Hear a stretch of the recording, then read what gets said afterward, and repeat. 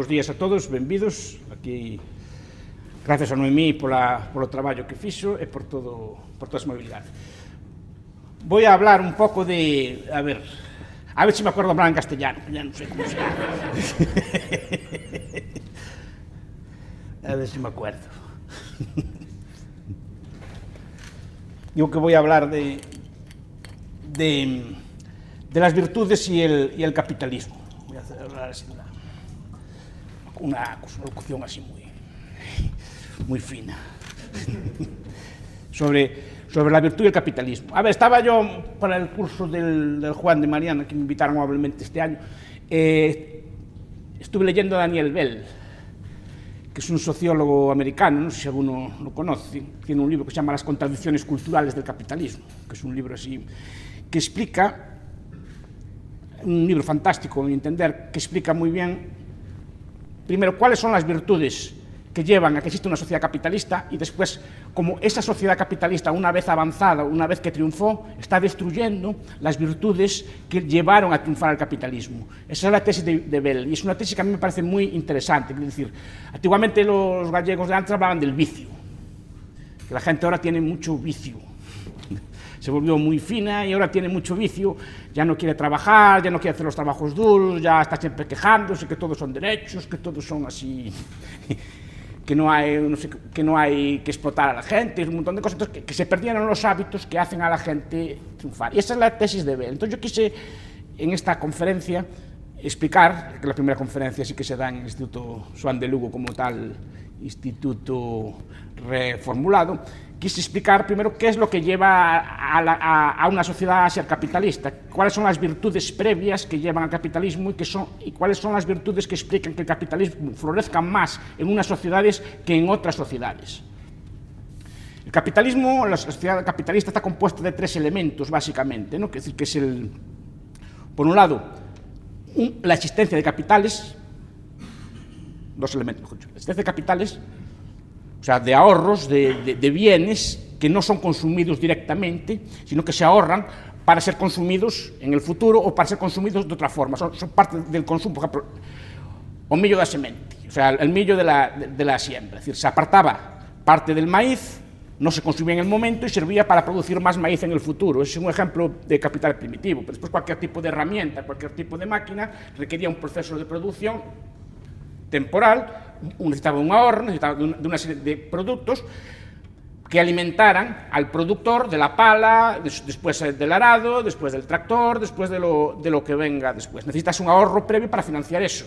Entonces, ese es el primer capital, pero necesitas un capital previo. Ese capital tiene que ser invertido de forma capitalista. Si no, tampoco vale de nada.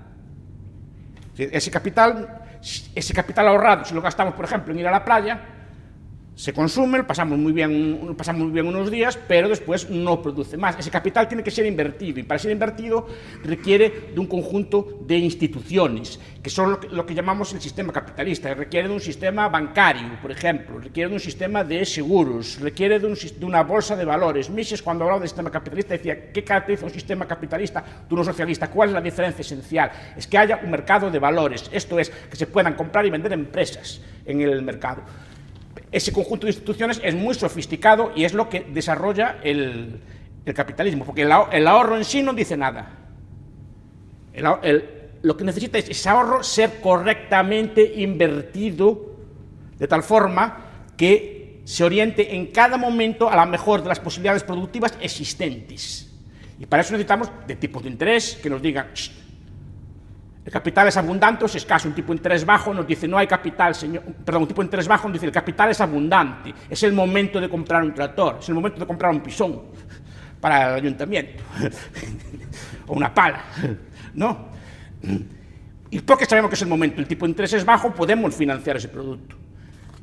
Podemos comprar un camión, podemos comprar un robot, podemos comprar una nave industrial, podemos comprar un nuevo terreno. ¿Cómo lo sabemos? El tipo de interés es bajo, es el momento de poder comprarlo. A su vez, el tipo de interés alto, señores, no hay capital en estos momentos disponible. Por tanto, es el momento de no invertir y solo se invierte en aquellos sectores productivos, en aquellas actividades industriales que batan o sobrepasan ese tipo de interés. O sea, tiene que restringirse el crédito, el capital, el ahorro a las cosas que dan un beneficio mayor. Ese es el sistema capitalista, que es un sistema muy complejo. Y es un sistema histórico. Se construye en Europa, sobre todo en Italia, en el siglo XV, que se empieza ya a racionalizar ese tipo de sistemas con la contabilidad de doble entrada. Después empiezan a aparecer los sistemas bancarios más o menos modernos, después fueron prostituidos e intervenidos por los gobiernos. Se crea todo el sistema de los seguros, se crean todos los sistemas actuariales, se crean las cámaras de compensación, las cámaras de todo tipo de instituciones que permiten los mercados de divisas, después se fueron evolucionando, etcétera, y que construyen lo que llamamos el sistema capitalista. Pero el sistema capitalista necesita unos capitales previos para poder funcionar. Eso combinado, esto es, los ahorros con el sistema capitalista, es lo que deriva en la llamada sociedad de libre mercado, la que llevó a la revolución industrial y la que llevó a la riqueza y al progreso a cada vez mayor parte del mundo. Pero antes de que exista el sistema capitalista, que es lo que normalmente estudiamos en este tipo de cursos, es decir, todas las instituciones que componen esto, normalmente los austriacos estamos discutiendo sobre la banca, o sea, el 100%, si tiene que haber liquidez, que tiene que haber letras reales, cosas por este, como tiene que estar organizado el sistema bancario, como tiene que estar organizado el sistema de los seguros, cómo debe regularse pues, la emisión de moneda, etcétera, todo este tipo de cosas. Y lo que debatimos en estos foros. Pero rara vez, por lo menos en los austriacos modernos, los antiguos sí, se centran en el sistema de valores que lleva a que existan capitales para poder invertir después. Y esto es lo que quería yo tocar hoy, y que es lo que explica Bell. Es decir, la sociedad capitalista se funda en una serie de sociedades que tenían una serie de valores, y no todas las sociedades lo tienen, y a día de hoy no todas las sociedades lo tienen. Además, los valores igual que se tienen, se pierden. Y esta es la tesis de Bell. Las sociedades ricas, opulentas, generan una serie de hábitos de consumo, una serie de hábitos de conducta que pueden llevar potencialmente a la destrucción del sistema que los hizo ricos a ellos. Por tanto, el capitalismo no es una cuestión solo de bolsas, valores, mercados, divisas, cosas por el estilo, es una cuestión de valores, ideas, principios. Eso es lo que básicamente explica el sistema capitalista. Repito, sin el sistema tampoco funciona de nada. Pueden ustedes trabajar como burros, ahorrar como burros, pero si el sistema no les permite invertirlos bien, asignar bien esos ahorros, van a seguir siendo pobres. Pero sin ese ahorro previo, por mucho sistema que haya, no va a haber capitalismo tampoco. Es una sociedad llena de bolsas, valores y cosas por el estilo, todo tipo de cámaras de compensación, cámaras de liquidez, cosas por el estilo, sin gente que ahorre parte de lo que gana, o empresas que ahorren parte de lo que ganen, no va a existir. Es más, puede darse el caso inverso, que cuanto más ricos seamos, ese capital se vaya destruyendo y las sociedades, aun contando con sofisticadísimos sistemas, sean cada vez más pobres, sean cada vez menos prósperas. Entonces, hablar de valores normalmente es una cosa conservadora, y yo soy un conservador, soy un libertario conservador, soy un paleoconservador, derecha vieja, no soy de derecha moderna, así de esta que hay ahora, de la gente fina, de la derecha de Madrid, y estas cosas que hay por ahí. Capitalismo social y innovación, entre cosas así. No, yo soy más bien de valores viejos. Entonces, estudiando esto, pues empecé a descubrir una serie de clásicos, sobre todo victorianos. La sociedad victoriana es la que crea el capitalismo moderno, que financia la revolución industrial. Entonces descubrí unos autores. Estos valores están muy presentes, por ejemplo, en las novelas, en John Galsworthy, en La saga de Forsyth, está en Elizabeth Gaskell, en Norte y Sur, y en sus novelas. Pero está, por ejemplo, un viejo victoriano que nadie conoce, y eso que está traducido hace mucho tiempo, que se llama Samuel Smiles. Curiosamente, tiene una serie de libros que se llama Ahorro, Vida y Carácter, Vida de los grandes industriales, por ejemplo, ¿no? Ayúdate, es decir, que explica de una forma simple cómo prosperar. Y básicamente lo que explica él es una serie de hábitos de conducta, son principios, son valores que los gallegos o los castellanos de antes tenían y que ahora se perdieron. Como saben ustedes, el yerno de Karl Marx escribió un libro, Paul Lafargue, un comunista francés de origen cubano, escribió un libro que se llama El derecho a la pereza, que influyó muy negativamente a muchas generaciones de socialistas, porque decía que el socialismo iba a ser no trabajar, básicamente, y todas estas ideas que defiende la gente moderna de rentas básicas y pagas así para todo el mundo, y así pues vienen de ese principio socialista de que el trabajo es un mal, es un castigo, y hay que evitar esas cosas y tiene que darnos una paga. Zapatero, Pablo Iglesias, tiene que darnos una paga, mantenernos a todos. Y él decía que no era así. Paul Lafargue decía que había 7 razas malditas en la tierra, supongo que lo saben, ¿no? Había 7 razas malditas en la tierra que les gustaba trabajar. Decía, los pomeranios en Alemania, los escoceses, los auvernios, los chinos, no me acuerdo de otro, y los gallegos. Decía allí, los gallegos son unas 7 razas malditas de la tierra que les gusta trabajar. Pero como Galicia está españolizándose. Y no solo se españoliza en el sentido cultural, que España tiene muchas cosas buenas. Los pueblos españoles tienen muchas cosas buenas. Se españoliza, creo que en las cosas, que creo que es un tópico también, pero las cosas tópicas de los españoles. No se españoliza en la realidad, sino que se españoliza en el tópico. Y el tópico era, no, viva la Virgen, vamos a freír unos pescaditos, vamos a la fiesta de San Fermín, vamos allí a las fiestas todas. Me explico, que se pierden los valores viejos. Esto es un tópico, obviamente, no es real. Pero el tópico es el tópico, bueno, es el tópico de esto del español como vago, que tampoco es cierto, pero ese tópico es el que trasluce y es el que permea, y es el que nos influye. La idea de no trabajar, que ese tópico en España sé que no es cierto. Pero sí que hay esa imagen ritual de esto, y esto es lo que se está copiando. Esa idea, no hay que trabajar, que el trabajo es una maldición de Dios, y no hay que ir al trabajo. Mañana, que mañana es sábado, no puedes, como me contaba a mí un señor que decía, no, es que fui a buscar unos empleados para ir para el almacén y me preguntaban si tenían que trabajar el sábado. Y cuando les dije que tenían que trabajar el sábado, que no iban, porque si no podían ir de marcha el viernes. ¿No? Y este tipo de cosas que yo no las creía, las vi varias veces ya. En gente joven. Entonces digo, eso, ¿de qué deriva esa falta de actitud del trabajo cuando los gallegos de antes, yo recuerdo pues, a mis abuelos o los amigos de mis abuelos trabajando los domingos por la mañana y tal, así todo el día levantando, decían, las vacas comen todos los días, decían así, no había descanso y era todo el día trabajar, y consideraban una vagancia estar así ocioso, incluso los sábados por la tarde iban allí a acabar el campo, es decir, no había descanso, a lo mejor el domingo por la tarde descansaban un poco, pero no era, es decir, ese tipo de vida que fue lo que llevó a Galicia, en general a España, en general a los pueblos de Europa adelante, se está perdiendo, se pierde precisamente por un exceso de opulencia. Entonces, es máis, incide, y esto, repito, que este tipo de libros ya no se inciden, en valores, en principios que se están perdiendo. ¿Y cuáles son esos valores? El primer valor es el del ahorro. El ahorro es un valor principal. El ahorro requiere sacrificar consumo presente por consumo futuro. Esto es, no gastar todo lo que se ingresa, sino apartar una pequeña parte para el futuro. Si ustedes leen cualquier libro de finanzas personales, que es una literatura que creo yo que debería enseñarse, yo no creo mucho en la escuela pública, como ya verán, pero de enseñarse algo, ¿por qué no enseñan unas pequeñas finanzas personales a los jóvenes? ¿No? No finanzas de empresa, no finanzas corporativas, sino pequeñas finanzas personales, llevar tus cuentas personales al día, de no gastar más de lo que ingresas, etc. Entonces, si leen cualquier tratadito, de los que hay abundantes, muy buenos, el de Kiyosaki, por ejemplo, de Padre Rico, Padre Pobre, que es un libro que a mí me gusta mucho, por ejemplo, o cualquier libro de este estilo,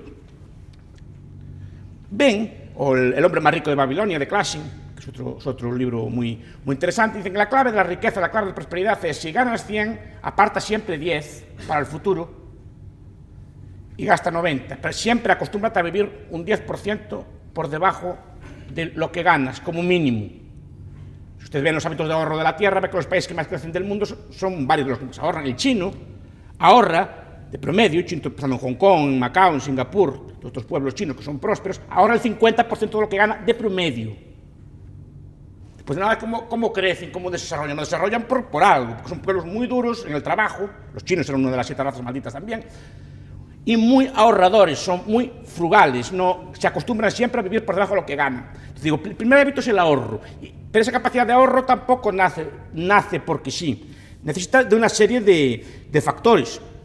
Primero, la propiedad privada. Nadie va a ahorrar por un objetivo común. Sobre todo porque entonces sí que abre una tendencia al freerider, como dicen así también los politólogos así más exquisitos, o los economistas más exquisitos. Porque si no, la gente, ahorrando para el común, no tiene ningún incentivo porque no puede controlar cuál va a ser el uso de ese trabajo. La propiedad privada, si leen los tratados clásicos de Pipes, por ejemplo, que es un libro fantástico, Propiedad y Libertad, que es un libro absolutamente fantástico, Propiedad y Libertad, que explica perfectamente por qué aparece la propiedad, cuál es la función de la propiedad y cuáles son las virtudes de la propiedad, o ni siquiera en el de Guy Sorman, por qué la propiedad, por ejemplo, que es un libro que explica muy bien esa función de la propiedad. La propiedad básicamente evita conflictos y sobre todo hace a uno dependiente de sí mismo. Sabe que la propiedad, nadie te va a ayudar si te va mal.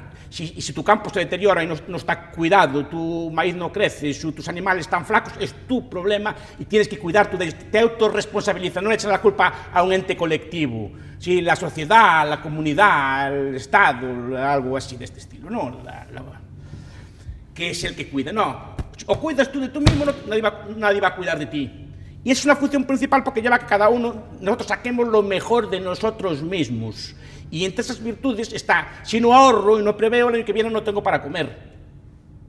Si yo no guardo una parte de la cosecha para pasar el invierno, me voy a morir de hambre yo, mis animales y mi familia. Entonces yo tengo que aprender a ahorrar, a calcular y a prevenir. Y estos son algunos de los rasgos básicos del capitalismo, que están en esencia. Es decir, llegas en esa pequeña cosa de ahorrar parte de la cosecha, calcular cuánto te va a hacer falta el año que viene, ver qué mermas vas a tener, qué amortizaciones puedes tener, etcétera, hacer un cálculo de futuro y hacer una previsión. Normalmente las previsiones se hacían a la baja, no podías prever siempre la mejor de los escenarios, sino el peor de los escenarios, y después, si tenías un excedente, sí que lo podías reinvertir. O sea, era un cálculo empresarial simple, pero que te llevaba a prever el futuro, a ahorrar y a cuidar de ti mismo, a cuidar de tus utensilios, a ahorrar para mejorar tu maquinaria, porque se ahorra en maquinaria, se ahorran mejores animales, en mejores ganados, en lo que fuera, revertía en ti y en tu familia. Y esa es la mejor forma de ahorrar, pero no puede haber un ahorro serio si no hay la institución de la propiedad privada.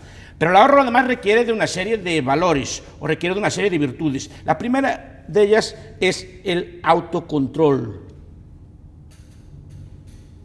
El autocontrol. Y es una virtud que enseñaban básicamente todas las morales, buena parte de las morales, no todas son iguales al respecto, pero todas las morales o todas las éticas, sean laicas o religiosas, intentaban imbuir algún tipo de autocontrol en las personas, es decir, la capacidad de autorrestringir nuestro propio cuerpo, es decir, de domesticar nuestros instintos en aras de algún tipo de fin superior. Freud dijo, no es que me guste mucho Freud, pero Freud lo dijo una vez, la civilización es represión, y represión de los instintos, básicamente el instinto sexual, el instinto de tánatos, el instinto de muerte y el instinto sexual.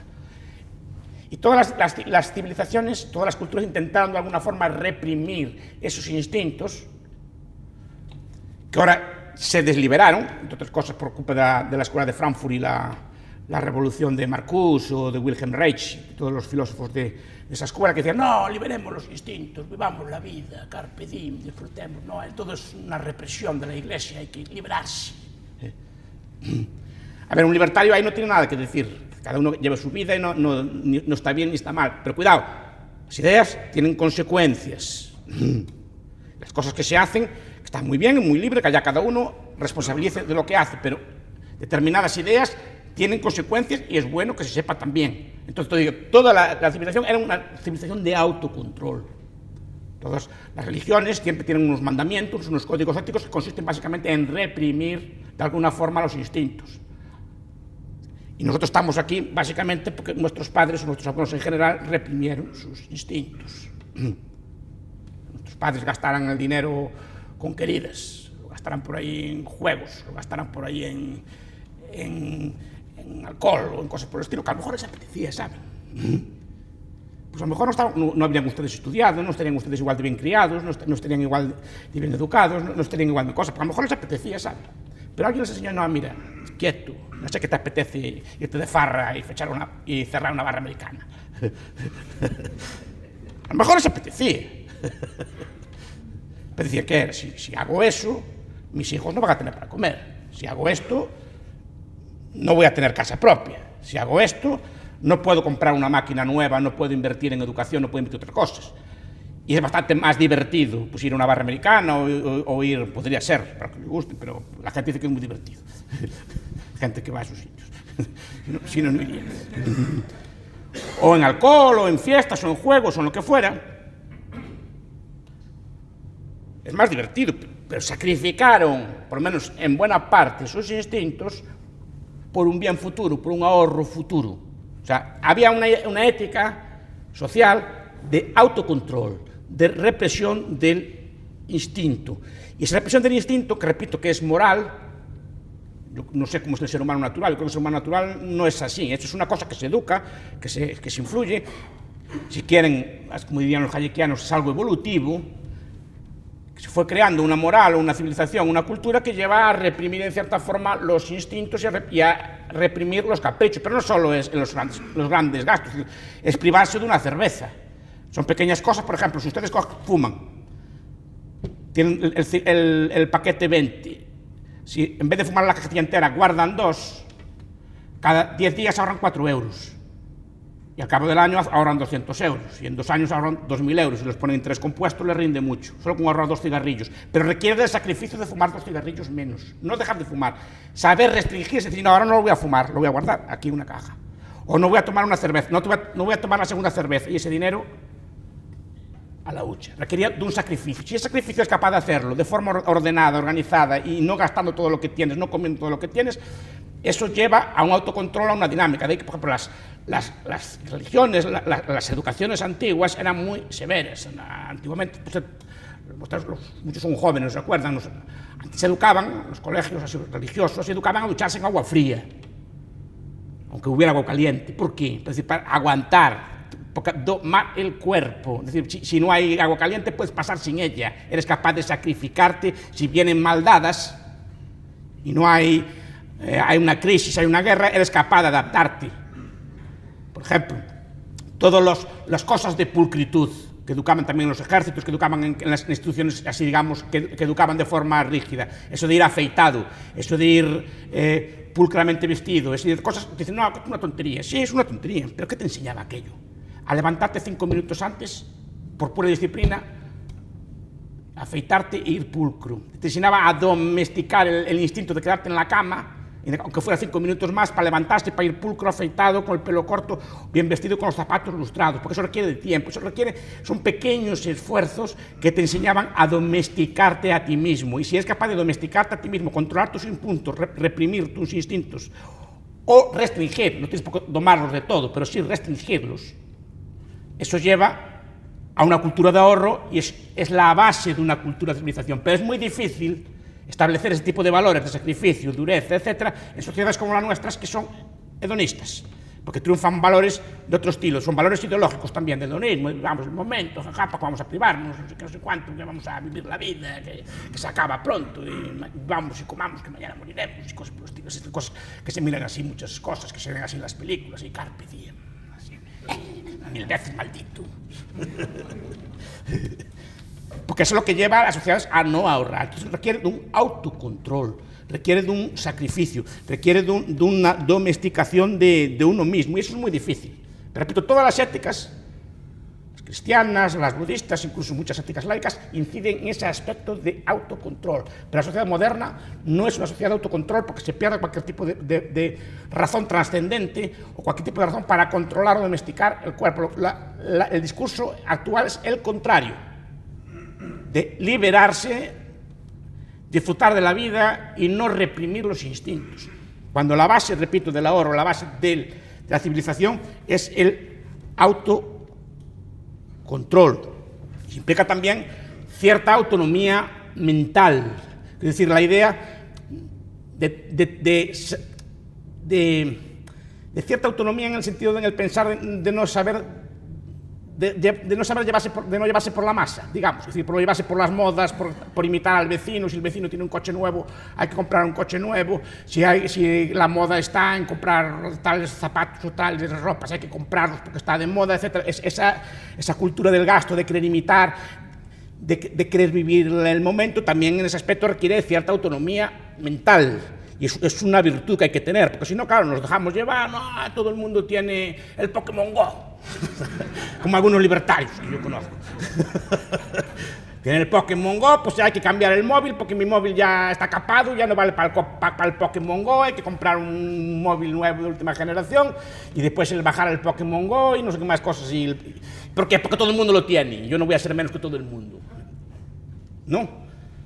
Ese tipo de cosas, una persona educada a la antigua, cuando te mira, ahora no tengo dinero, o no es el momento, mi teléfono móvil está en uso, pues ya compraré el Pokémon Go cuando se me rompa este. De momento no me hace falta ninguna.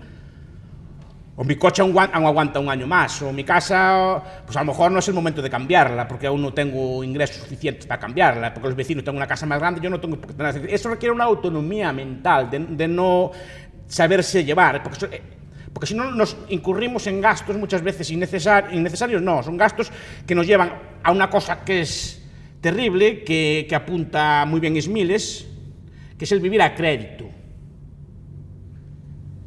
Y él apunta muy bien, el crédito solo debe usarse para bienes de capital, o utensilios que sirvan como bien de capital en la propia casa. Un automóvil si es necesario para el trabajo, una lavadora sí cumple un servicio, pero no para bienes de consumo inmediato que se consumen. No quiere decir que estén prohibidos ni nada así por el estilo, pero que es la cultura. Por ejemplo, si quieres un viaje, ahórralo antes. No pidas un crédito para ir de viaje. No, esa inmediatez del consumo, esa inmediatez temporal, lleva, por ejemplo, a una cultura de querer gastar más de lo que tenemos y nos lleva a una serie de gastos que no son sostenibles. Entonces, esa idea de autonomía mental es muy importante. Y es otra de las virtudes que también fue transmitida culturalmente y que se está perdiendo. La idea de ir a la moda, de gastar y tener todo lo último y tener todo, y la idea de todo este estilo.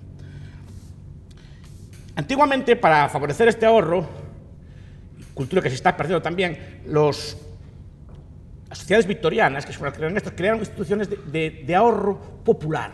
Porque la idea es que el ahorro no todo el mundo puede. Ya en el siglo XIX, Smiles en su libro Ahorro explica, ¿no?, que la gente cuando le hablan de ahorrar, decía que el pobre no puede ahorrar. Sí que puede ahorrar, decía él así, y ponía varios ejemplos. Mire, en Inglaterra había los llamados bancos de peniques. No bancos de gran cantidad, sino bancos de céntimos. Había como huchas o había allí, y el banquero te aceptaba 3 peniques o 3 céntimos, 5 céntimos, pero el obrero, su pequeña cantidad que ahorraba todos los días, la veía crecer, la veía aumentar, y era un orgullo todos los días ver su libreta, que es otro factor que también se perdió, ahora todo es electrónico, pero la libreta, ver aquella libreta escrita que iba aumentando pasito a paso la suma que tenías allí. Te enseñaba a posponer gastos pequeños.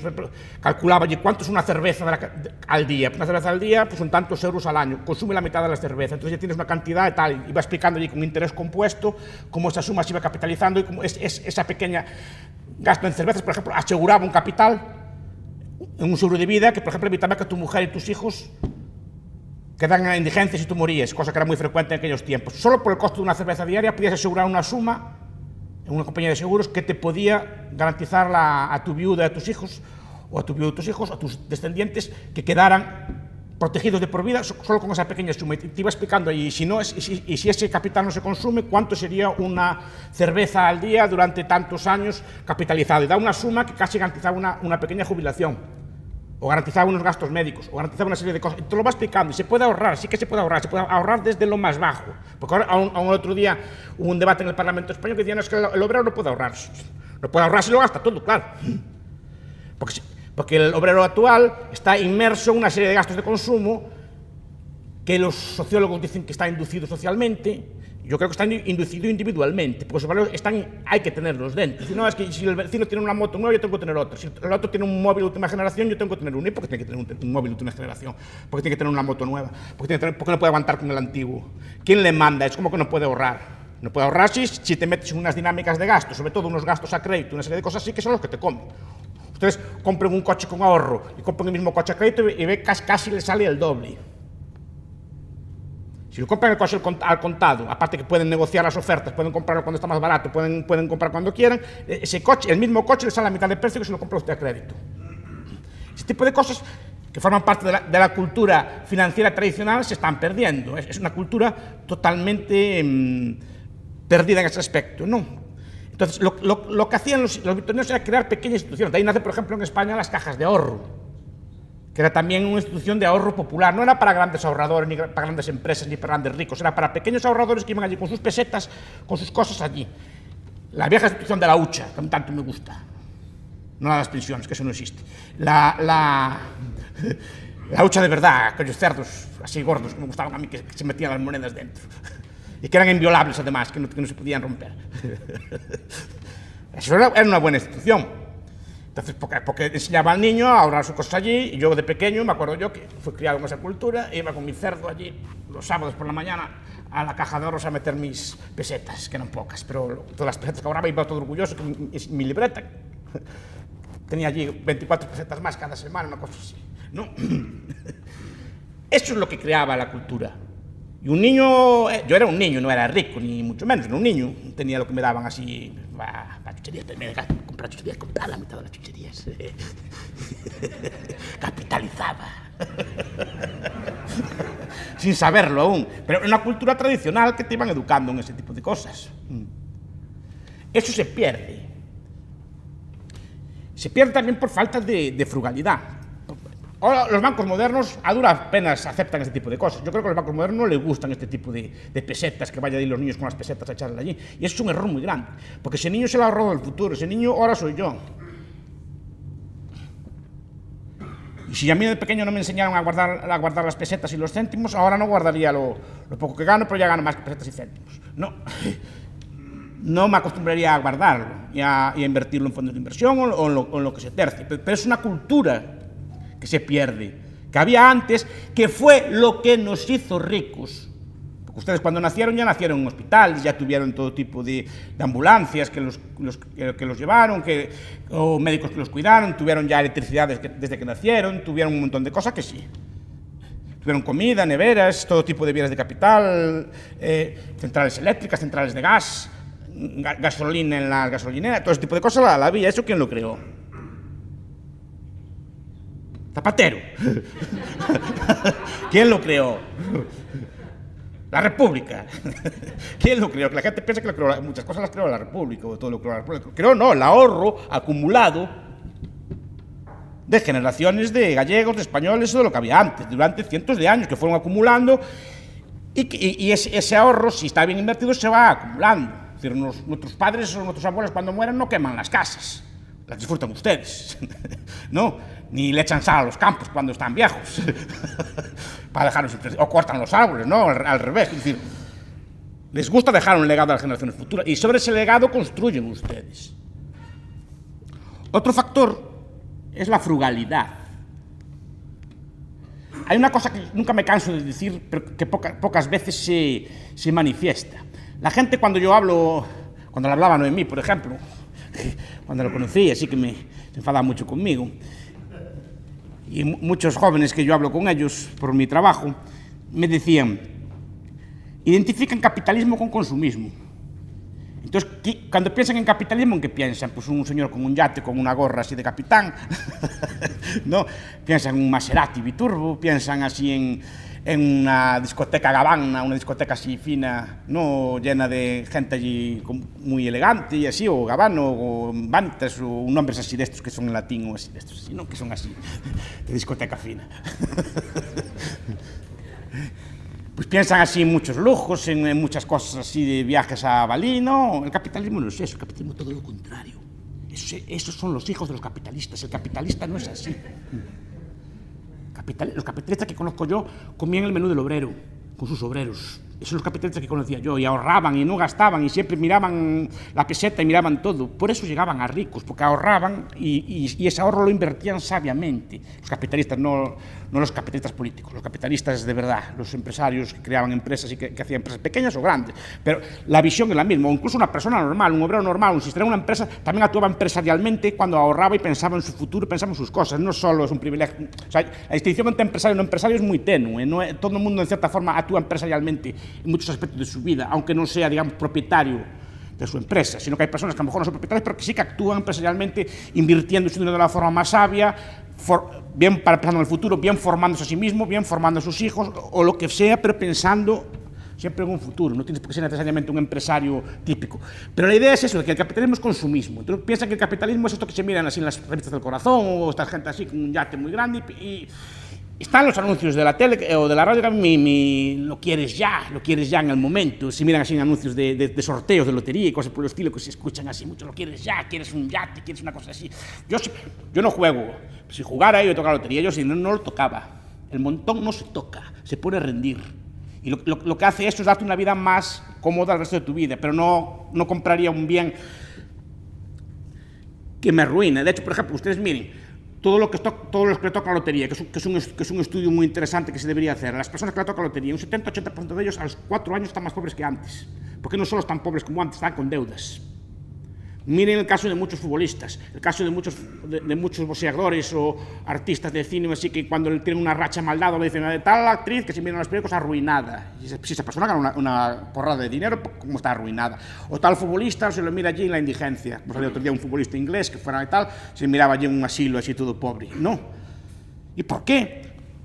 Porque no tienen dinero, y eso se identifica con el capitalismo, pero no son capitalistas, no tienen la cultura del capitalismo. La cultura del capitalismo es: ese dinero hay que ahorrarlo, no gastarlo en el momento, y ese dinero bien invertido te puede dar una vida muy cómoda en mucho tiempo, pero tienes que privarte a corto plazo de comprar un coche caro, salvo que lo puedas mantener, una casa cara, salvo que la puedas mantener, etc. Porque muchas de las inversiones que hacen son inversiones que no son inversiones, son inversiones que te comen el dinero.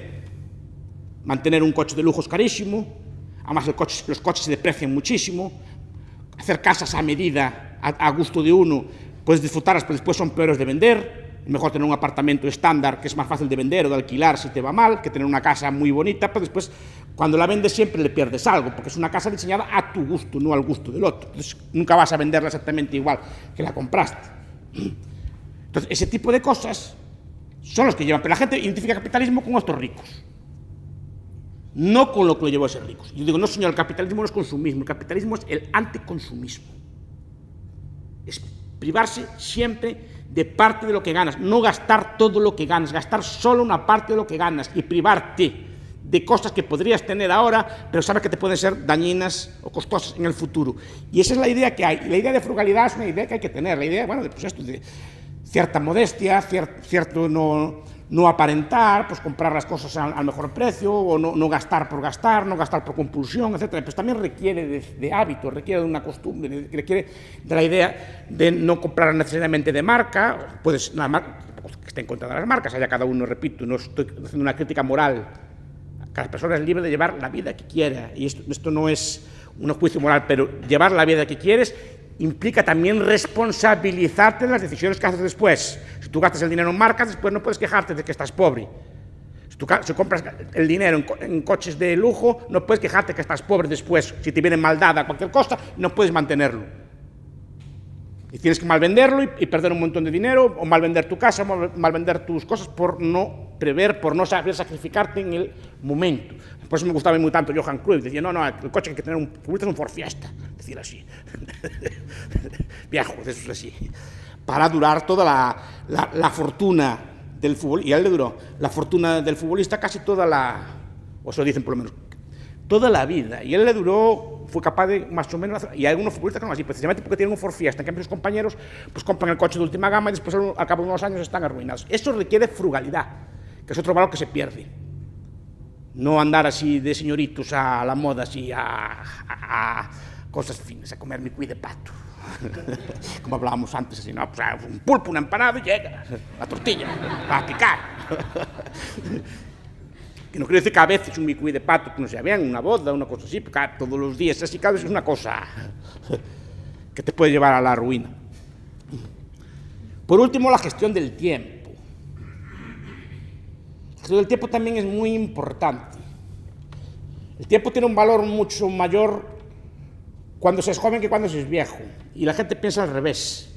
Todo lo que inviertan ahora de jóvenes es como invertirlo a interés compuesto. Les va a rendir toda la vida. Todo lo que aprendan ahora de jóvenes, por ejemplo, mucha gente vive toda la vida de lo que aprendió de joven. De las carreras que hizo de joven, de los estudios acertó al escogerlos cuando fue de joven, o de los trabajos que hizo de joven, o incluso de los ahorros que hizo de joven. Todas esas cosas que hace de jóvenes rinden a interés compuesto. Y rinden más porque la capacidad de capitalización, la capacidad de aprovechamiento es mucho mayor que en otro tipo de etapas de la vida. Digamos que las etapas más senectas de la vida es cuando tienes que disfrutar de lo que hiciste de joven. Pero la idea del tiempo, la idea de ser puntual, que es otro hábito de seriedad. Las sociedades entre sí difieren. Yo hice una cosa para un artículo también hablando de esto, es decir, las sociedades entre sí, lo cual tampoco es bueno ni mal, difieren entre sí. No todas tienen la misma ética del tiempo, no todas tienen la misma ética del trabajo, ni todas tienen exactamente la misma ética de la calidad. Hay sociedades que, digamos, eso le llaman también la gente ahora, si los estudiosos le llaman capital social. Es decir, hay culturas que son como más trabajadoras, que son serias, que si dicen a las 9, y ustedes si viajan por el mundo se dan cuenta, si dicen a las 9 menos 5 está allí la persona. Ni antes ni después, pero a las 9 menos 5 está allí, y a las 9, y te esperan 5 minutos, pero mientras estás te vas. Otras dicen, bueno, ya maestro, ya llegaremos y tal, me pasó a mí varias veces, ya llegaré. Me llegaron 1 hora y media tarde, 100 horas y tal, ahorita y tal. Cada país tiene su cultura del tiempo y de la puntualidad, y es de la seriedad. Eso también requiere un hábito de... Porque el tiempo es oro, decía Benjamin Franklin, y es cierto, el tiempo es el capital más escaso, el tiempo es, económicamente es de los factores que explican la acción humana, es uno de los factores principales. De hecho, el principal problema que tiene el ser humano de cálculo es el cálculo del tiempo, es la escasez primigenia, es el bien más escaso que existe, es un bien que difícilmente puede ser prorrogado, el tiempo. Entonces, es el que hay que usar con más seriedad, no hacérselo gastar a los demás, y requiere también de unos hábitos de dominio de sí mismo, porque la puntualidad que implica cálculo también. ¿Cuánto me va a llegar hasta allí? Yo no puedo llegar tarde, porque está tu señor esperando por mí. Entonces, tengo que llegar a Madrid a las 7, que tengo una cita allí con el señor Nogales, ¿no? Por ejemplo. ¿Cuánto me lleva a llegar a Madrid? Pues me lleva 1 hora en avión, tal, yo calculo. Entonces, ¿qué avión tengo que coger? Nunca, si quedo a las 7, no me cogerá el avión de las 6, tendré que coger el avión de las 3 o el que haya antes para yo llegar con tiempo, calcular qué medio de transporte voy a usar. Si calculo con tiempo, puedo usar un medio de transporte más barato, puedo ir en metro en vez de en taxi, requiere una serie de cálculos para llegar allí, una previsión y un autodominio. Implica levantarse de la cama, por ejemplo, 1 hora correcta para estar en punto a los sitios, y requiere un control del tiempo. Eso, la puntualidad es tan importante. Y de ahí derivan todos los hábitos de trabajo, por ejemplo, los hábitos de absentismo. Hay sitios que la gente es más trabajadora que otros. La gente va a sitios que está allí. Decían cuenta la leyenda que los alemanes, el día siguiente de perder la guerra, en 1945, estaban todos en las puertas de las fábricas. Aún estaban destruidas, estaban allí, porque había que estar allí. A las 9 de la mañana estaban todos allí. Perdieron la guerra, no estaban allí en la fábrica. Para ver qué había que hacer, aunque no hubiera nada que hacer, estaban allí. Eso es un hábito que se adquiere culturalmente, sí, por cada individuo, pero requiere una disciplina, una calidad, o sea, que el trabajo esté bien hecho, no solo esté hecho, sino que esté bien hecho, que la pieza esté bien acabada, que el cosido esté bien rematado. Este tipo de cosas son culturales y derivan también de esta gestión del tiempo, esta gestión de la frugalidad. Este tipo de gestiones son las que dan las sociedades unas más ricas que otras. Por eso el trabajo, aparte de la capitalización que tenga cada uno, también depende de la calidad. Es decir, no es lo mismo un producto de un país que de otro. Hay países en la Tierra que tienen mejor fama de producir que otros, y eso se paga. Es decir, aparte del trabajo, el estar hecho por esos trabajadores se paga, y la gente valora productos de calidad de tal país y valora menos productos de otro país. Y eso, la remuneración de un trabajador no es solo lo que produce, sino es el valor de lo que produce. Y si tenemos un hábito de trabajo, una cultura de seriedad, una cosa por el estilo, eso lleva a una sociedad próspera y rica. Estos hábitos que les expliqué, también hay que aplicarlos a una escala superior. Estos hábitos de frugalidad, de ahorro, si una sociedad los tiene, también los transmite a sus estados. Normalmente los estados, aunque algo distorsionado a peor, responden a la sociedad que tienen. Si la sociedad es de pícaros, vagos, etc., normalmente el Estado será compuesto, los gobernantes serán compuestos de pícaros y vagos. Si la sociedad está compuesta de gente trabajadora y seria, incluso al pícaro y al vago le es más costoso ser pícaro. Es decir, en una sociedad seria, trabajadora así, incluso el pícaro tiene que trabajar más que en una sociedad de vagos, porque el resto de la sociedad no se lo tolera, entonces tiene que ser más emprendedor, tiene que inventar nuevas picarescas, tiene que ser mucho más hábil a la hora de ser pícaro, le cuesta más. Entonces hay menos pícaros, por tanto. Este tipo de hábitos se extienden al Estado. Entonces, si la sociedad no tiene ese hábito de frugalidad, es difícilmente que los gobiernos no la tengan. Si la sociedad es gastadora, es muy difícil que el Estado sea austero. Si la sociedad en general tiene deudas y gaste y vive por encima de lo que gana, es muy difícil que le reclame al Estado que gaste por debajo de lo que gana. Si la sociedad, en cambio, vive por debajo de lo que gana, es muy probable que la sociedad reclame electoralmente o reclame de otro tipo de formas gobiernos que gasten menos y que, por lo tanto, que lleven a un círculo virtuoso de la sociedad. ¿Y todo esto para qué? La buena noticia es que las sociedades que llevan esto al final consumen más, al final viven mejor, al final tienen todo tipo de bienes. Precisamente ese sacrificio lleva a que las sociedades sean más ricas. Esta es la parte buena del asunto. Solo que no lleva ahora, lleva a lo largo de la vida. Ustedes miren las vidas de sus padres o de sus abuelos. Fue una vida de continua mejora. No fue así como empezaron a prosperar, no lo comieron todo, sino que supieron dosificarlo, pero su vida, por ejemplo, los nacidos en los años 20, los nacidos en los años 10, cuando murieron fue una vida de continua mejora, quitando el lapso de la Guerra Civil, por ejemplo, en España. Pero después de la Guerra Civil fue más o menos de lenta y continua mejora. Ese sacrificio rindió su fruto y cuando esas personas murieron, su nivel de vida era 3 o 4 veces mejor que cuando nacieron y disfrutaban de unos bienes de consumo, unos bienes de renta que ni soñaron cuando nacieron. Y todo eso gracias al sacrificio. El sacrificio al final compensó. El problema es que las generaciones actuales nacen en la opulencia, piensan que la opulencia es algo dado, que no deriva de unos valores y por lo tanto que se puede comer. Y si se cambian los valores, la sociedad puede degenerar. Y hay casos en la historia reciente, el caso argentino, en el último tercio del siglo XX, por ejemplo, el caso venezolano ahora, que se puede ver como una sociedad que era relativamente próspera, degenera. Cuidado que Venezuela hasta los años 70 tenía más renta que España, ¿eh? Hasta los años 70 tenía más renta que España. España solo empezó a superar a América Latina, los países grandes de América Latina, en los años 70. El año 70 me parece que fue 70, 71. Hasta ese momento eran más ricos todos. De hecho, la migración era de aquí a allá, no de allá a acá. Pero malas políticas, el peronismo argentino, ese tipo de cosas, llevó, como había opulencia y pensaba que lo había dado, lento de género. ¿Por qué? Porque se perdieron los valores. Y repito, el capitalismo no es solo bolsas, valores, no sé qué, intereses, impuestos o políticas fiscales, que también son valores. Gracias.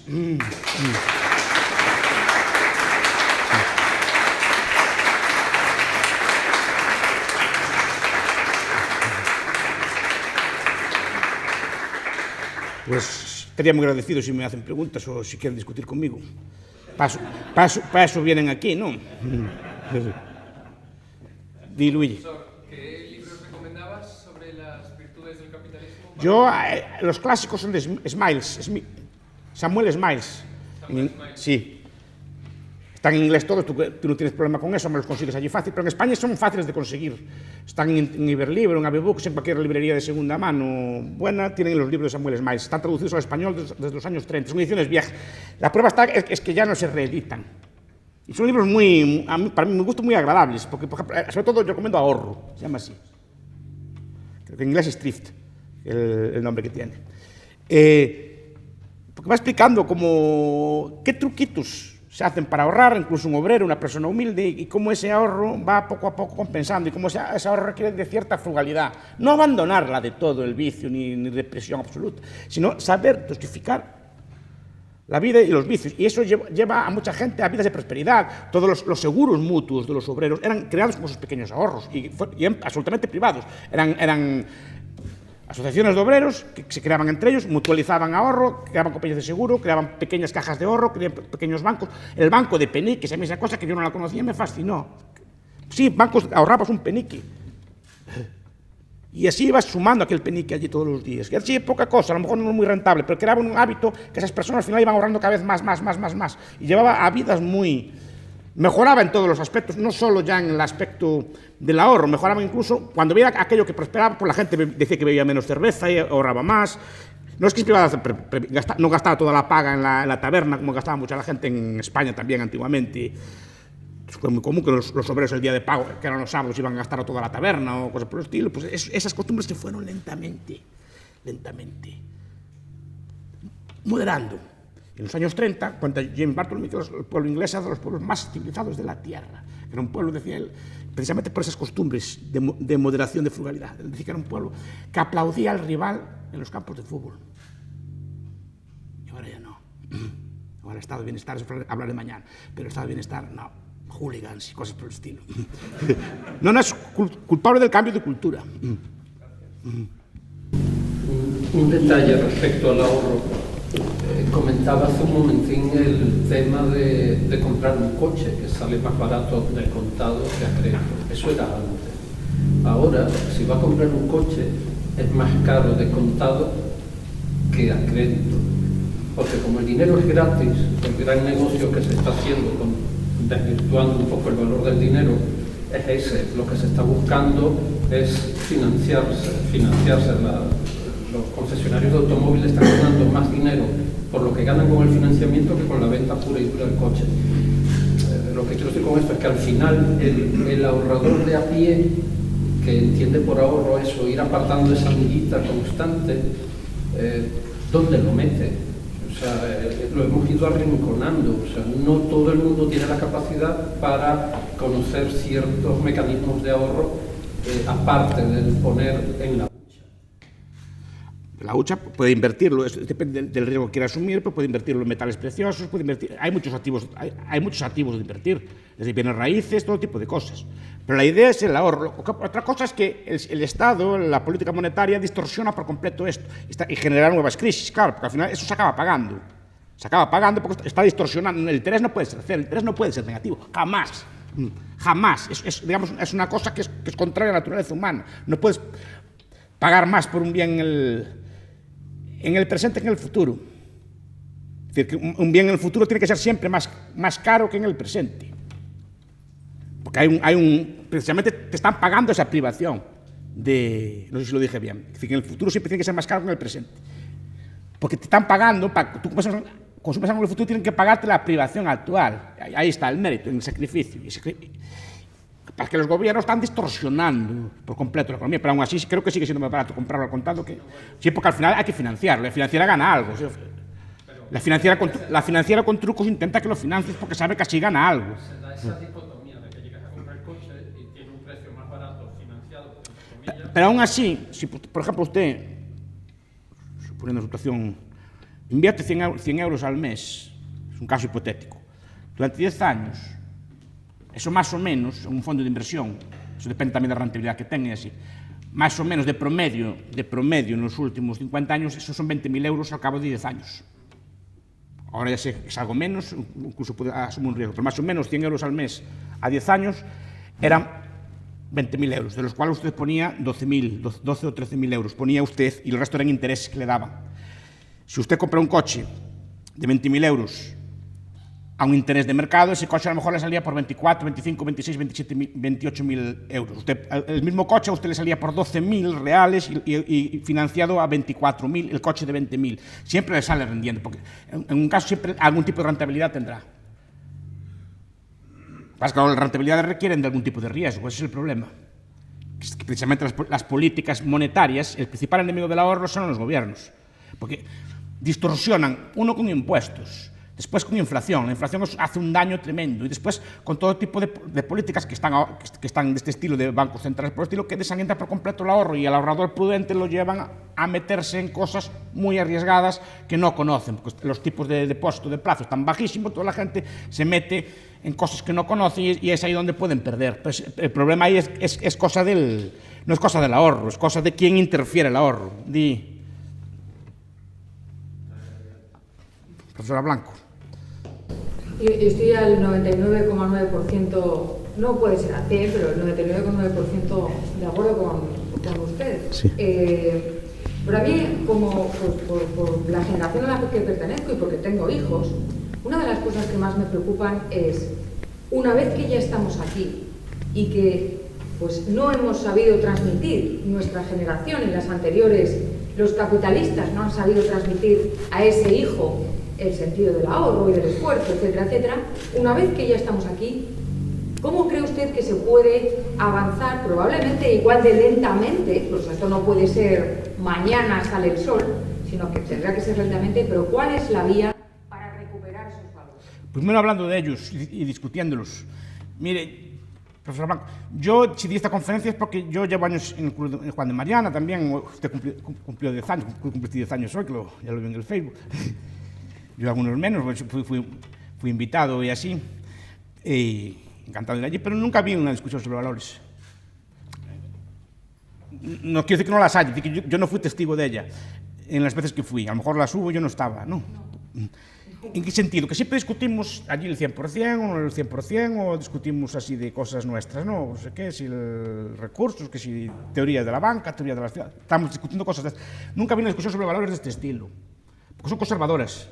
Los valores que están defendiendo aquí, si se quieren defender, repito, no hay que cogerlos, son muy conservadores. Son valores antiguos, de represión, de frugalidad, de ahorro. Mira, pues no hay, como nos decían a nosotros de pequeños, no sé a los jóvenes de ahora como los crían. Pero no hay, decía mi madre, no hay más cosas de esto, no hay. Lloraba, pateaba, no hay. Pero ay, pobre niño que se traumatiza, no sé qué, una cosa así. Empezamos con cosas así, empezamos a...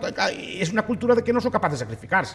Pero yo eso no lo veo, perdón que interrumpa, pero yo no lo veo como conservador o no conservador. O sea, los valores que usted acaba de contar son sensatos. Son sensatos. Pero eso no es necesariamente conservador. Conservador porque sí que requieren cierto autosacrificio y, digamos, cierta falta de hedonismo. Y los valores de sacrificarse. Yo en la conferencia de Juan de Mariana hablaba de un autor que a mí me gusta mucho, que se llama Pitirim Sorokin. No sé si lo conocéis, vosotros sí que lo conocéis, ¿verdad? Allí no creían que existiera. Es un autor muy interesante. Tiene un libro que es muy poco conocido, que se llama La Revolución Sexual, en Estados Unidos. Y explicaba, también sin meterse en morales, ¿no? Es decir, no, cada uno haga lo que quiera, ¿no? Es decir, que es cosa de cada uno. Pero cuidado, estas revoluciones sexuales tienen consecuencias. Es decir, la gente ahora no invierte tiempo ni sacrificio en sus parejas. A la primera de cambio se disuelven, por ejemplo, como mis alumnos, por irse de Erasmus, ¿no? Claro, pero si no hay un sacrificio, por se van de Erasmus se rompe, tú los verás allí también, tus cosas, se van de Erasmus se rompe, la pareja ya se rompió por una cosa nimia. Cuando las parejas de antes se sacrificaban, a lo mejor se iban juntas a la Argentina, o se iban juntas a donde hiciera falta, y sacrificaban, invertían uno en el otro. Y eso, claro, permitía una visión a largo plazo, de construir una casa, una cosa así que permitía pensar en el futuro. Ahora no, la gente vive a corto plazo, son parejas a corto plazo, lo cual también puede estar bien, no estoy criticándolo, pero tiene consecuencias, que decir que nadie va a invertir en usted tampoco, cuidado. Como esté enferma, como envejezca o como le vaya mal, ¿por qué voy a quedarme yo aquí? No sé si me explico. ¿Qué? Habiendo otras por ahí fuera. Es decir, lleva a esto. ¿Qué? No hay esa cultura. Que es una cultura de sacrificio, porque esa cultura de sacrificio lleva también a no ahorrar, a no invertir en las personas, sino a querer gastarlo ya, el capital ya, todo inmediato, todo así, Tinders, Grinders y todo tipo de páginas de internet que todo lo dan fácil y todo lo dan así. Entonces, claro, pero lleva a que no haya ningún tipo, que no estoy criticando, ya cada uno con su vida, pero tiene consecuencias, y tiene consecuencias de este estilo. Tampoco es malo ni bueno que usted se compre la ropa última moda o compre coches, está bien, pero después eso tiene consecuencias. Como le venga maldada, como le venga una crisis así, la gente, uno de los problemas que creo que tuvo España en esta crisis, a diferencia de otros países, que España la gente no fue, o sobre todo mucha gente no fue capaz de asumir que había que sacrificarse. Muchos países de Europa, sobre todo los de Europa del Este, que a lo mejor vienen curtidos de más hambre o de más sufrimiento cuando no había carbón en el invierno, inviernos de verdad, no, sin comparación con los nuestros y cosas por el estilo, no. Inviernos de verdad, de muchos meses, con mucho frío y así, no había carbón, ponían mantas o hacían lo que podían, pero no se quejaban. Aquí yo vi huelgas, lo vi en la televisión, huelgas en Valencia porque cortaban la calefacción a las 12 de la mañana. Huelgas de estudiantes porque era un sacrificio. Entonces, ¿cómo estudiamos nosotros? Que no teníamos a lo mejor ni calefacción ni nada en la escuela. O solo unas horas contadas. ¿Cómo estudiamos? ¿Cómo sobrevivimos? Pero repito, porque a nosotros nos educaban, a lo mejor eran muy duros, así, de vez en cuando a ducharnos con agua fría. Sabíamos lo que era sufrir. Pero ahora no, ahora todo tiene que ser así, a temperatura ambiente. Tampoco demasiado calor, más de que la gente... Que no estoy criticando, los jóvenes de ahora no creo que lo hagan por mal, pero simplemente están educados en esa falta de valores. Tampoco es bueno ni mal. ¿Y cómo avanzamos? Explicándolo y contándolo. Estas cosas que acabo de decir ahora, por ejemplo, de este tipo de cosas, de hablar del vicio, sí, bueno, del vicio, es una forma de hablar mía, ¿no? Que decían los gallegos de antes, que la gente antes tenía mucho vicio. Explicando que las sociedades prosperan y se desarrollan porque son capaces de sacrificarse. Esos valores son conservadores porque antes los transmitían las religiones o las éticas. Y ahora no tiene usted un sustituto equivalente para darlo. Es decir, ¿en nombre de qué te sacrificas? No solo eso. ¿para qué te sacrificas? Claro. Porque vivimos en la época de los derechos. Sí. Pero como yo tengo derecho a, porque yo tengo que ahorrar. Si yo tengo derecho a que me mantengan, yo tengo derecho a que me den, yo tengo derecho a seguridad social. O sea, papá Estado está ahí. Entonces, quitarle esa mentalidad a la gente no es fácil, porque es decirle, no, tío, tienes tú que ver por ti mismo. Al fin y al cabo, lo que hemos logrado es que los abuelos son una carga, los hijos son una carga, y eso lo que queremos es la comodidad. Antes no había derechos, o sea, antes mirabas las vacas, no había de comer. Ahí está. O sea, antes o ahorrabas tú o no iba a haber un plan de pensiones que te lo diesen. Pero un poquito la mentalidad que tenemos hoy en día es que no importa lo que haga, no importa cómo me vaya, yo tengo derecho a un trabajo porque yo estudié, me especialicé en el mosquito tiberiano y a mí me tienen que dar trabajo. Y creo que lo que hay que cambiar es esa cultura. Y después otra cosa, yo creo que cómo enseñarle a los chavales, pues un poco como me enseñó mi hijo a mí.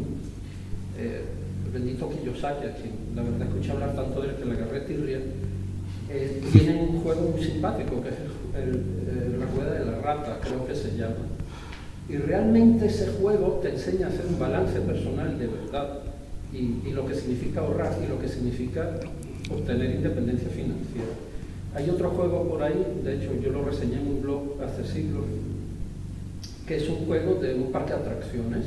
Entonces los niños tienen que gerenciar ese juego y ellos deciden si, una de las anécdotas que contaba esta señora que descubrió el juego es que ellos, por ejemplo, si sale la tarjeta de que llueve en el parque de atracciones, el chaval le dice, no, un puesto de venta de paraguas, porque la gente no trae paraguas y ahí ganas dinero.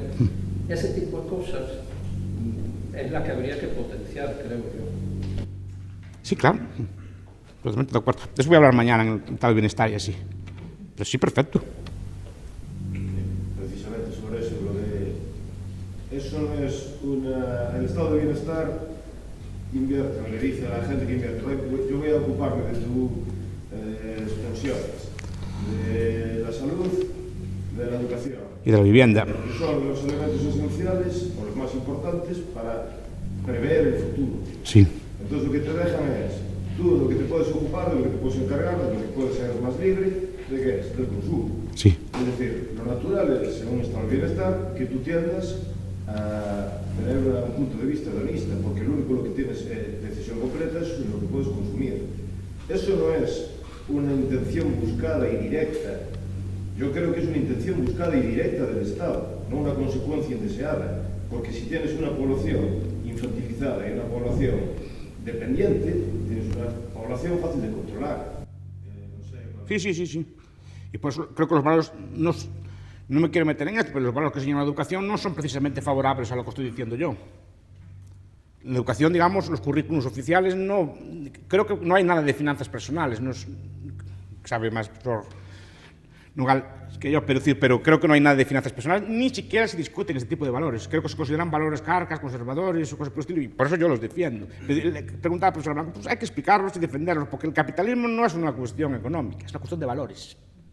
Y creo que muchas veces los debates que damos, los damos con cifras, que si el PIB, que si comparamos a Cuba con Argentina, con tal, y con el PIB subió, bajó la tasa de desigualdad y cosas por el estilo. Eso no, creo que es una trampa. La cuestión son valores, y los valores llevan al otro.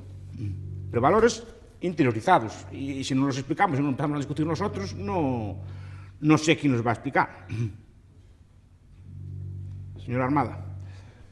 Yo creo, profesor, que te faltó un valor.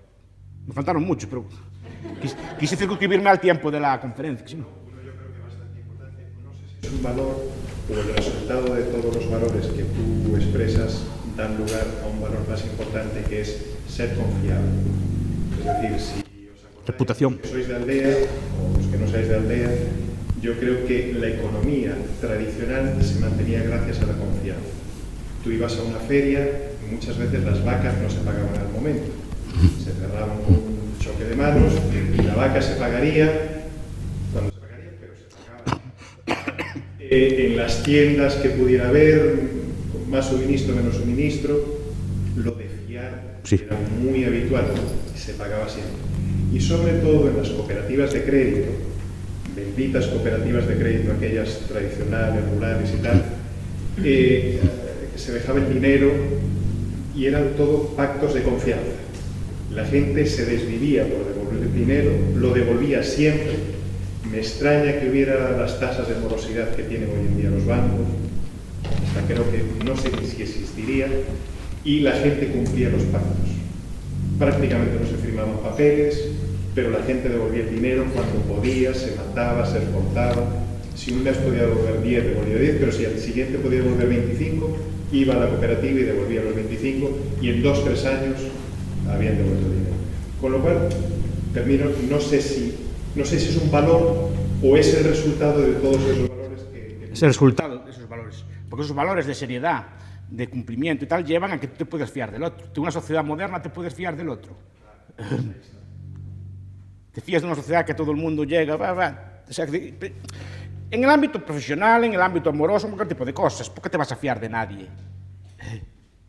Porque no hay unas garantías previas, no hay unas garantías, digamos, sociales o morales previas que te permitan fiarte de nadie. Entonces tienes a tomar garantías y a no fiarte de nadie, y ese no fiarte de nadie lleva a que nadie se fíe de ti tampoco. Y al final es una cosa muy, muy disolvente. Sí que es verdad que tampoco creo que eso estuviera basado en valores religiosos o éticos. Yo creo, o sea, Hayek, tal como define la religión, dice la religión no es que cree en la moral, la religión transmite la moral, y la transmite de forma barata.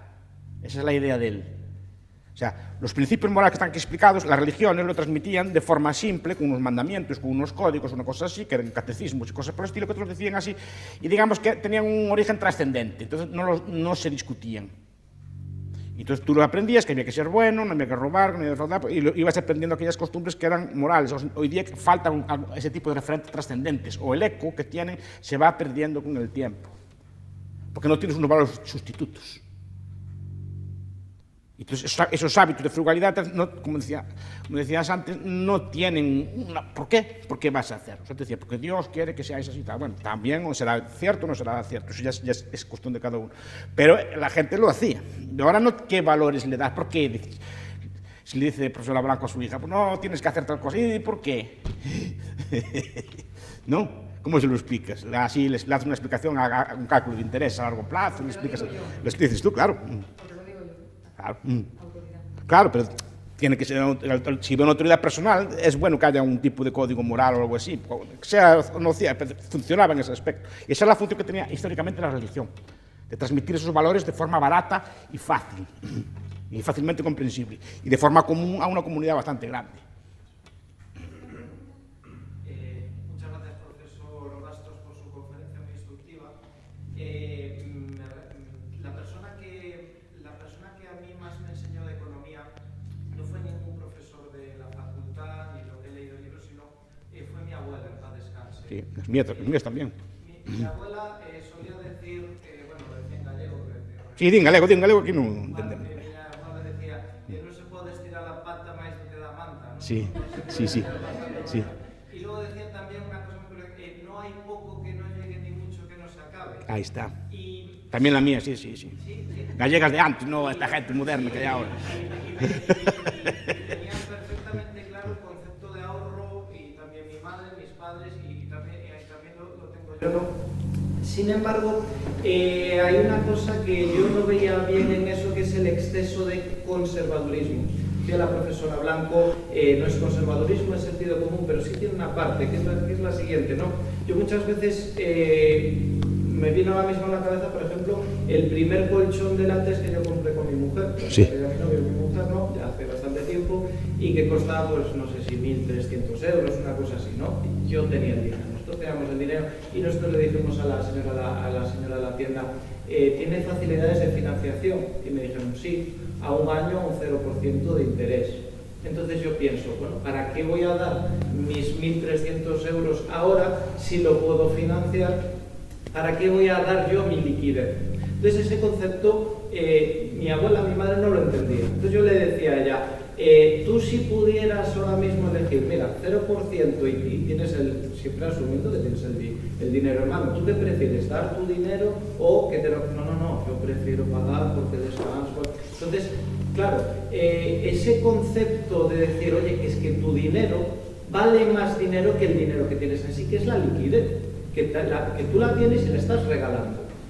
Entonces, créete que eso también es muy importante que lo tengamos en cuenta, sobre todo ya no a la gente mayor, que bueno, pues que es muy complicado cambiar esa mentalidad. Claro, tenemos el problema contrario, ¿no? Tenemos el problema de que tenemos no exceso de liquidez, sino exceso de vivir a crédito. Pero creo que también yo siempre hago la analogía de ese conductor, digo, siempre hay dos clases de malos conductores, el que llega a un ceda al paso y está el ultraconservador que para, mira a un lado, mira a otro, aunque no venga nadie, para y como si fuera un stop, y el iba a decir ultraliberal, no, el sentido común que le da igual el ceda al paso y que venga. Usted se da cuenta que eso que le ofrecían a usted por su colchón económicamente es insostenible. Es decir, que solo puede darse por una manipulación brutal de la moneda y el crédito por el Banco Central. Eso en una sociedad real no puede darse, tiene que costarle siempre más el colchón. Lo que pasa es que el gobierno manipula la moneda, después claro, se quejan de que hay crisis, se quejan de que se deprime el mercado de la vivienda, de que caen las bolsas. No, es que al manipular el crédito, claro, usted actúa racionalmente. Pero una cosa que dice Smains es que era un tiempo que aún no había esta manipulación brutal del dinero y obviamente financiar un colchón o cualquier cosa costaba siempre poco, o lo que costara, pero costaba siempre financiarlo algo. Acostumbrarse siempre, como su abuela, a pagar al contado. Y eso es una cosa, las cosas, bueno, digamos, que se pueden comprar al contado, sobre todo los bienes de consumo. Ya no digo, un bien de capital tiene que rendirle en beneficios para amortizar esos intereses. Si no, no compra al contado. Acostúmbrese a sacrificar el consumo ahora para compre un colchón de segunda mano y vaya ahorrando para comprar el siguiente. Pero no compre el colchón ya a crédito. Eso se pasa ahora y por eso está distorsionando todo y estas políticas monetarias, este tipo de cosas distorsionan por completo el ahorro, porque efectivamente, ¿para qué va a ahorrar usted a día de hoy? Si no le pagan nada en el banco y todo eso lo financian así, y que lleva una cultura, como decía Dani, de consumismo atroz que lleva a que la gente... Pero cuidado, imagine que usted ahora queda en el paro y se queda con una deuda del colchón. No sé si me explico.